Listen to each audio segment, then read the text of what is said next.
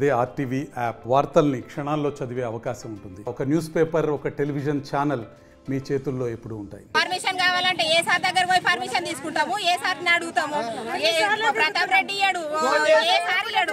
గజ్వేల్ నుంచి వచ్చినామని అంటే ఇంత విలువ కూడా ఇయ్యారా? మేము మనసు లెక్క కానొస్తలేం. ప్రతి ఊరికి బెడ్రూమ్లు వంచుడు. మరి గజ్వేల్ ఏం పాపం చేసినామని వంచలేడు. ఎంతగానో మంది ధర్నాలు చేస్తాము, ఎంతగానో మంది తిరుగుతాము. చెప్పులు అరిగిపోతున్నాయి ఆఫీసులో చుట్టూ తిరిగి కలెక్టర్ ఆఫీస్కి పోతిమి, గజ్వేల్ వేస్తిమి, సిద్దిపేట రమ్మంటే ఆడిపోతిమి. ఎంతగానో మని ఇన్నిసార్లు తిరిగినా కూడా ఇంత కనకరమిస్తారు. గేట్ కాడ వచ్చి నిలబడి గంట 2 గంటలు అవుతుంది. కనీసం ఒక ఫోన్ లేదు, కనీసం ఇట్లా మాట్లాడతామన్న ఇంత ఇన్ఫర్మేషన్ ఇచ్చుడు కూడా లేదు సార్కి. సార్ దాకా ఏరుతుందా ఇన్ఫర్మేషన్? ఇప్పుడు ఎలక్షన్లు ఉంటేనేమో మమ్మల్ని నిలగొడుతున్నారు. ఎలక్షన్లు ఉన్నాయి, ఎలక్షన్ కోడ్ ఉంది, ఇంతమంది ఉండొద్దు, అది ఇదని నిలగొట్టేస్తున్నావు. ఇప్పుడు ½ లో పర్మిషన్ ఇస్తానని చెప్పి మళ్ళీ ఇప్పుడు సార్లను పంపించి ఇక్కడ నుండి వెళ్ళిపోండి అమ్మా, మీరు ఇంతమంది ఉండొద్దు అని చెప్తున్నారు. ఎట్లా? మేమేమన్నా ఆడ నుంచి ఇంత దూరం వచ్చింది మా కడుపు తిప్పలు చెప్పుకోనికే కదా. మరి ఎలక్షన్లు అంటే నువ్వు డ్రా తీయకుండా అయిపోతుండే, మాకు రాకుండా అయిపోతుండే కదా. అసలు సీఎం గా గెలిచినప్పటి నుంచి మాకు ఏం చేసినావు? కలుస్తాను ఎట్లా చెప్తాడు? ఇప్పుడు చెప్పిండు కదా ఆల్రెడీ ½ లో కలుస్తాం అమ్మా అని చెప్పిండు. మళ్ళీ వేరే సార్ ఫోన్ చేసి ½ లో కలుస్తా అంట సరే వాళ్ళ పంపించేసి నాకు ఎందుకు బాగాలేదని చెప్తుండు. అంటే రోడ్ల మీద నిలబడతాను, పబ్లిక్ కనిపిస్తలే మొత్తము మాకు పర్మిషన్ ఇచ్చేదాకా మేము పోలీసులను పెట్టి కొట్టించడమో కొట్టిపోయాను అట్లయినా సరే, ఏం చేస్తాడమో చెయ్యను అట్లయినా సరే, అన్నింటికి నిండా మునిగినామనే వచ్చినాం ఇంత దూరం.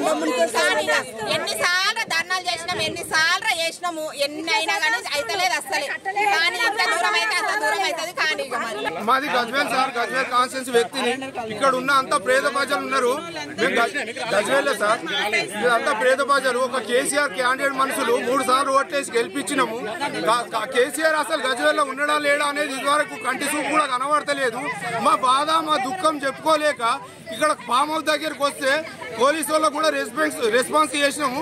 దయచేసి ఆయన కళ్ళుతోని మనల్ని చూసి మా బాధ అర్థం చేసుకుంటాడని కలెక్టర్ దగ్గరికి పోయినాము. మాకు రెస్పాన్స్ దొరకలే. ఎంఆర్ఓ దగ్గరికి పోయినాము, రెస్పాన్స్ దొరకలేదు. ఒక సిపి దగ్గరికి పోయినాం, రెస్పాన్స్ దొరకలే. ఒక చిన్న స్థాయి గజ్వేల్ కౌన్సిలర్లు ఉన్నారు 20 మంది.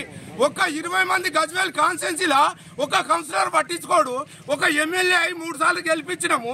మా పేద ప్రజలను నువ్వు అర్థం చేసుకోక నీ కాన్స్టిట్యున్సీ నువ్వు మమ్మల్ని పట్టించుకోకపోతే మా పేదోళ్ళ బతుకులు ఏం కావాలి?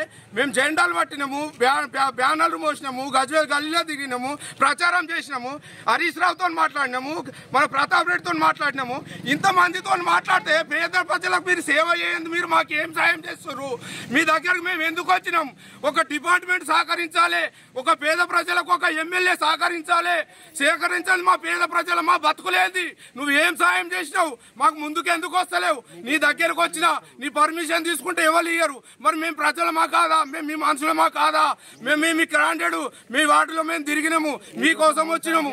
నువ్వు మీకు 3 సార్లు ఓటేసి ఒక ముస్లిం సోదరులము ఒక ఈద్ ముబారక్ చెప్పడానికి వస్తే నీకు ఒక పర్మిషన్ కావాలంటావు. ఓట్లకు వచ్చి ఏ పర్మిషన్ అడుగుతున్నావు సార్ మా ప్రజలను? నువ్వు ఎందుకో నీ దగ్గరకు వస్తే మమ్మల్ని ఒక తరిమి కొట్టినట్టు చిన్న చూపు చూస్తున్నావు. ఎందుకు సార్ మా బాధ తెలుసుకోవు? నువ్వు పేదోళ్ళ గజ్వేల్ కనీసం ఒక డబుల్ బెడ్రూమ్ ఇయ్యండి. ఎందుకు సార్ మా గజ్వేల్ నన్ను మా బాధ ఉచ్చుకొని చంపుతున్నావు? మరిన్ని వీడియోస్ కోసం ఛానల్ ని సబ్స్క్రైబ్ చేయండి. లేటెస్ట్ అప్డేట్స్ కోసం వాట్సాప్ ఛానల్ ని ఫాలో చేయండి. అండ్ లింక్ డిస్క్రిప్షన్ లో ఉంది.